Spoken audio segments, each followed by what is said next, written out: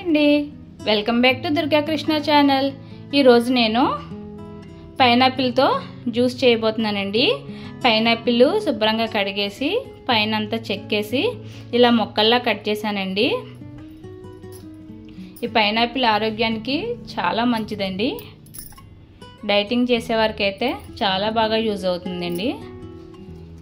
ముందుగా కట్ చేసి ఉంచుకున్న పైనాపిల్ ముక్కల్ని మిక్సీ జార్లో వేసుకుంటున్నాను.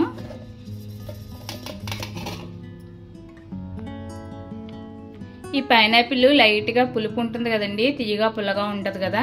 స్వీట్ కోసం నేను పంచదారకు బదులు తేనె యూజ్ చేసుకుంటున్నానండి. అలాగే ఇందులో పాలు వేసుకుంటున్నాను.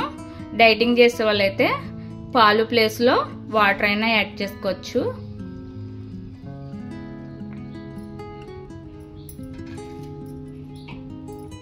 ఇలా వేసుకుని మిక్సీ పట్టేసుకుంటే సరిపోతుందండి.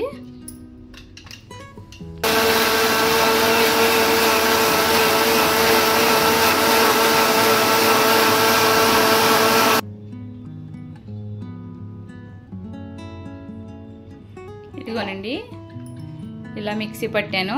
ఇలా పట్టిన తర్వాత దీన్ని కంపల్సరీ వడగట్టుకోవాలి.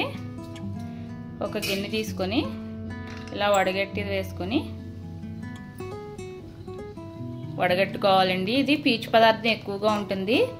పీచు పదార్థం ఎక్కువగా ఉండడం వల్ల ఈ ఫ్రూట్లో ఫైబర్ అనేది చాలా ఎక్కువగా ఉంటుందండి.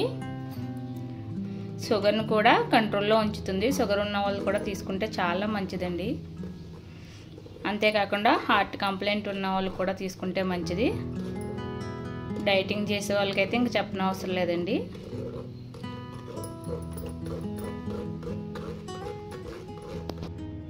ఇదిగోనండి, చూసారుగా వేస్టేజ్ ఇలా వస్తుంది.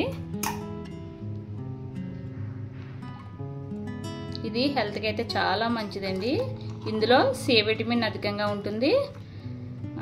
మలబద్ధకాన్ని కూడా అరికడుతుందండి. అంతేకాకుండా మనకి జీర్ణక్రియ కూడా మెరుగుపరుస్తుందండి. హెల్త్కి అయితే చాలా మంచిదండి ఇది.